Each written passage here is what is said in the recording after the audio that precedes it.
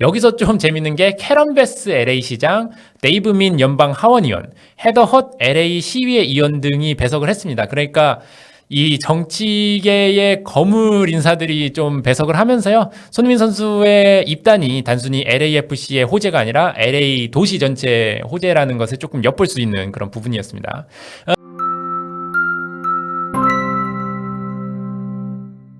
네, 안녕하세요. 볼리TV 김희준입니다. 드디어 오피셜이 떴습니다. 손흥민 선수가 미국 메이저리그 사커, 줄여서 MLS의 로스앤젤레스 FC, 즉 LAFC에 입단했습니다. 예, 한국 시간으로 7일 오전 4시 24분에 발표가 났고요. 현지 시간이면은 6일 오후 12시 24분, 그러니까 점심께에 손흥민 선수의 입단 발표가 있었습니다.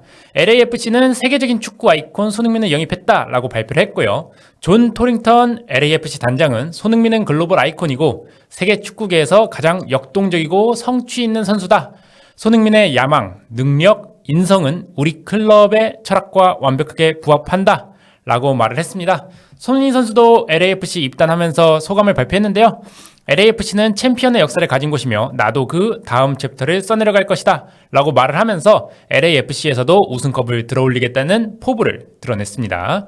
LAFC 영입 오피셜이 나기 직전에는 손흥민 선수가 토트넘 팬들에게 보내는 작별 인사 편지를 게재했는데요. 내가 힘들 때 당신, 토트넘 팬들은 여전히 곁에 있었다. 당신은 나와 함께했고 나도 당신과 함께했다. 언제나 토트넘에서 우승하게 꿈꿨고 유로파리그를 들어올렸다. 나는 언제나 완벽한 순간에 토트넘과 작별하고 싶었다. 라고 이야기를 하면서 토트넘 팬들에게 가슴 절절한 이별 편지를 보냈습니다. 영상을 보면 조금 더 풍부한 감정들을 확인하실 수 있어요. 그래서 손흥민 선수가 얼마나 토트넘을 사랑했는지 이걸 알 수 있고 LAFC로 이적하기까지 스스로 얼마나 많은 고민을 했는지가 드러나는 영상 편지니까 시간이 되면은 여러분들도 한 번씩 보시는 걸 추천드리겠습니다. 손흥민 선수는 3일에 토트넘과 뉴캐슬 경기를 통해서 토트넘 고별전을 치렀고요. 이때 토트넘 선수단과 같이 영국 런던으로 가는 대신에 한국에 남아서 LAFC 이적과 관련한 재반 절차를 마무리한 것으로 알려졌습니다. 5일에는 인천국제공항을 통해서 미국으로 출국을 했고요. 로스앤젤레스 입국 후에는 곧바로 LAFC 홈구장인 BMO 스타디움을 방문을 했습니다. 베넨 로젠탈 공동 구단주와 함께 LAFC와 티그레스의 리그스컵 조별리그 3차전 경기를 관전했고요. 이날 경기에서 흥미로웠던 게 뭐냐면은 전광판에 손흥민 선수가 뜨는데 거기 밑에 자막에 손흥민 환영 LAFC 공격수, 이른바 전광판 피셜이 떴습니다. 그렇기 때문에 이미 많은 사람들이 손흥민 선수의 LAFC 이적은 기정사실이고 이제 발표만 나면 된다라고 했었는데 이제 7일 오전에 발표가 나면서 확실하게 손흥민 선수가 LAFC 공격수가 됐습니다. 네, 그렇다면 이제 손흥민 선수와 LAFC 과연 궁합이 잘 맞을지 한번 살펴볼 필요가 있을 것 같은데요. 우선 LAFC가 어떤 팀인지에 대해서 간략하게 설명을 드리겠습니다. 미국 서부 최대 도시 로스앤젤레스를 연고로 한 프랜차이즈 구단이고요. 로스앤젤레스는 도시 규모가 워낙 크다 보니까 그에 걸맞게 미국 4대 스포츠, 그러니까 미식축구, 야구, 농구, 하키 모두 2개 구단씩 있는 도시예요.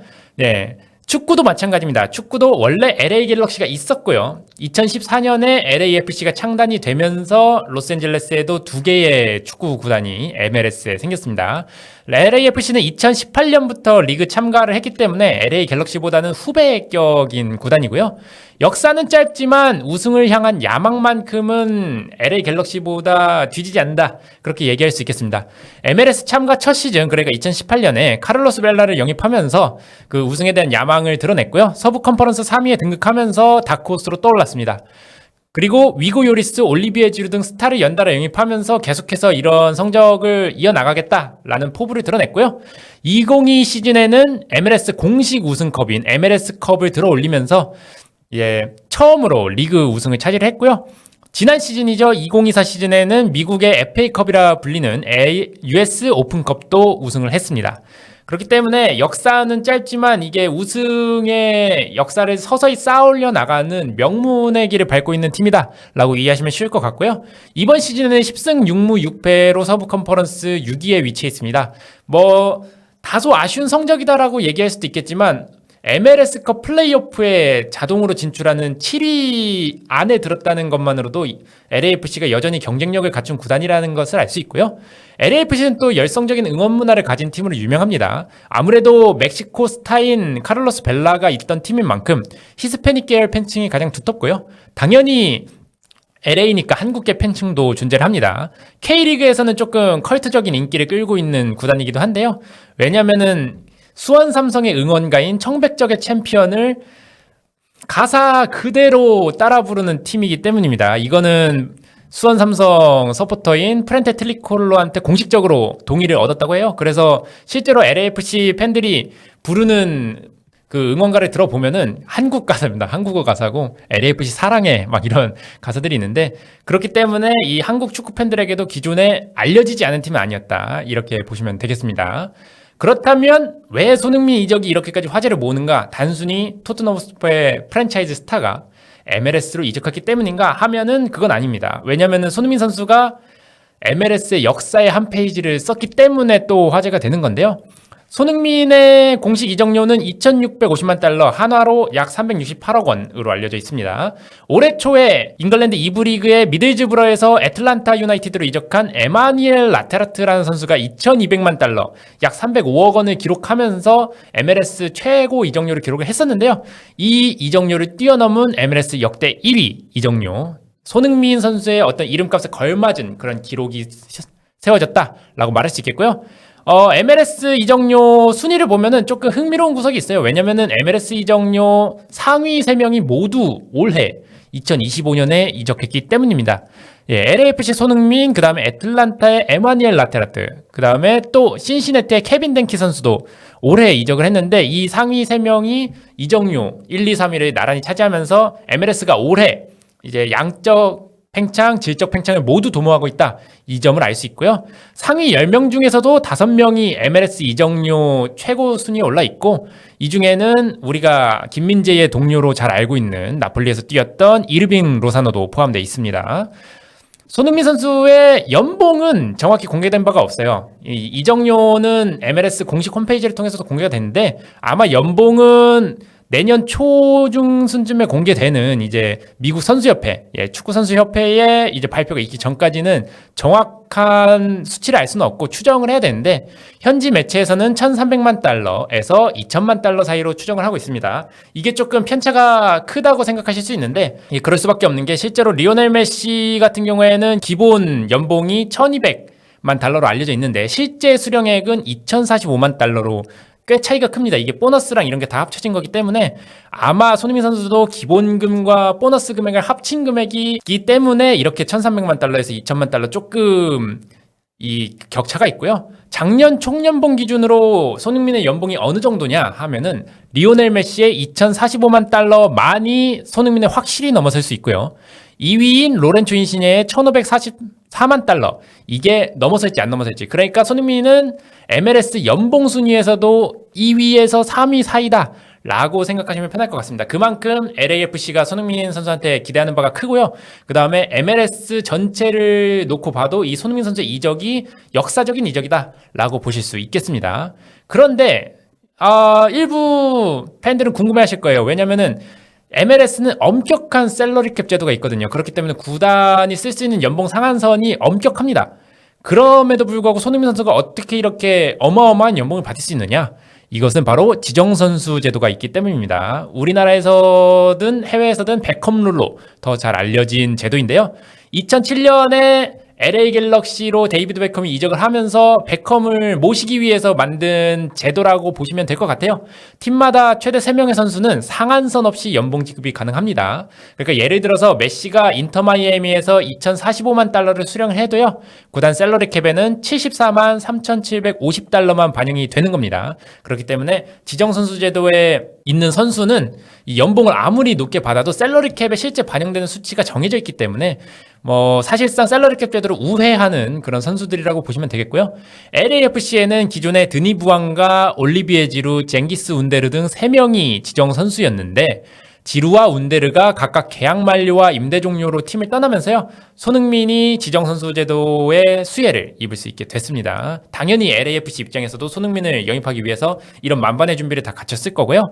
예, LA뿐만 아니라 LAFC뿐만 아니라 LA도 지금 손흥민 선수의 영입에 대해서 굉장히 깊은 관심을 드러내고 있어요. 이게 영입 공식 발표 약 2시간 30분 후에 진행된 입단 기자회견에서도 드러났는데 당연히 손흥민과 존 토링턴 LA 단장이 참여를 했고요. 여기서 좀 재밌는 게 캐런 베스 LA 시장, 데이브 민 연방 하원의원, 헤더 헛 LA 시의회 의원 등이 배석을 했습니다. 그러니까 이 정치계의 거물 인사들이 좀 배석을 하면서요. 손흥민 선수의 입단이 단순히 LAFC의 호재가 아니라 LA 도시 전체 호재라는 것을 조금 엿볼 수 있는 그런 부분이었습니다. 여기서 베스 LA 시장은 손흥민에게 시민증도 수여를 했고요. 그리고 입단을 발표를 하면서 손흥민 합류가 단순한 선수 영입을 넘어서 도시의 역사에 남을 순간이라고 평가를 했습니다. 그 다음에 한국계 미국인 커뮤니티에도 큰 의미가 있을 거다라고 얘기를 했고요.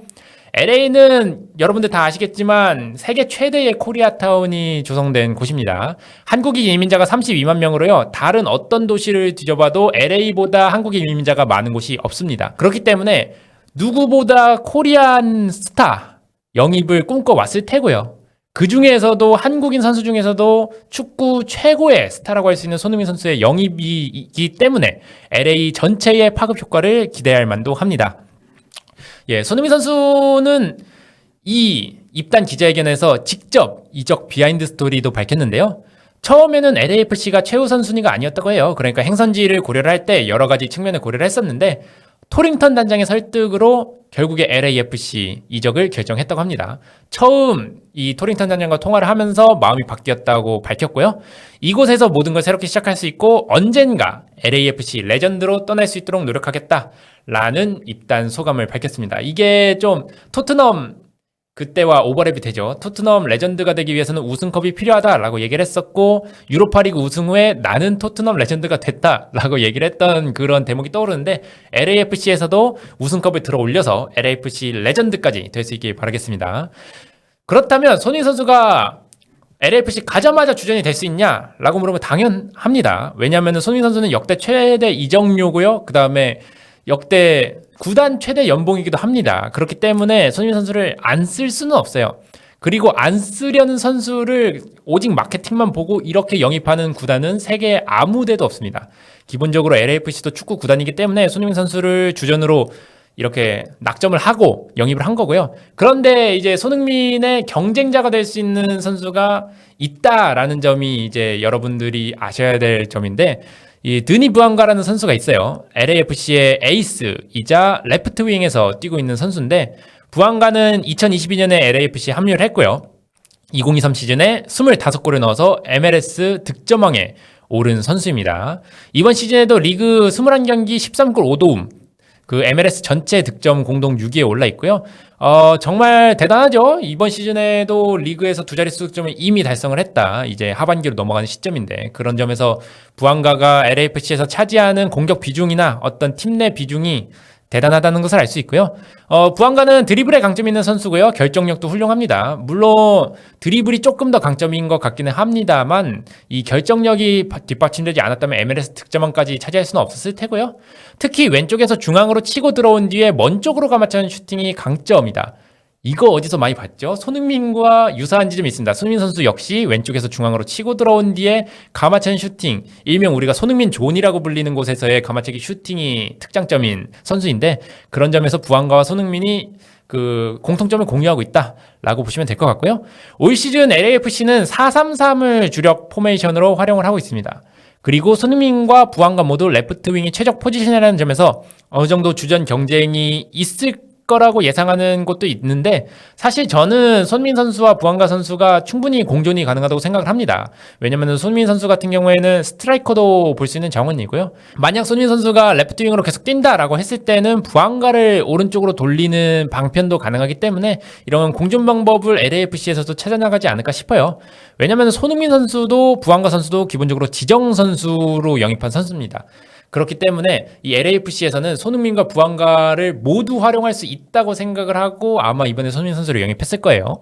그렇기 때문에 손흥민 선수가 아마 LAFC에서는 그 부안가와 공존을 하면서 파괴적인 해리케인과 손흥민이 토트넘에서 보여줬던 것처럼 LAFC에서 파괴적인 공격 듀오를 이렇게 성사하지 않을까 싶습니다. 손흥민 선수가 드디어 인생 제3회 선수 경력 제3회 막을 열었습니다. 독일 분데스리가에서 성장을 하고 잉글랜드 프리미어리그 토트넘 호스퍼에서 만개를 했으며 LAFC에서 이제 새로운 도전에 나서는데요. LAFC도 기대감이 크고요. 손흥민 선수도 아마 개인적으로 기대감이 클 것 같아요. 그만큼 LAFC에서도 손흥민 선수의 활약이 계속 됐으면 좋겠고요. 또 손흥민 선수가 미국 LAFC로 이적한 이유 중에 하나는 이제 2026년 내년에 있을 북중미 월드컵을 대비하기 위함도 있으니까 LAFC에서 1년 동안 몸을 잘 만들고 유지를 해서 1년 뒤에 북중미 월드컵까지 활약할 수 있는 그런 초석을 마련했으면 좋겠습니다.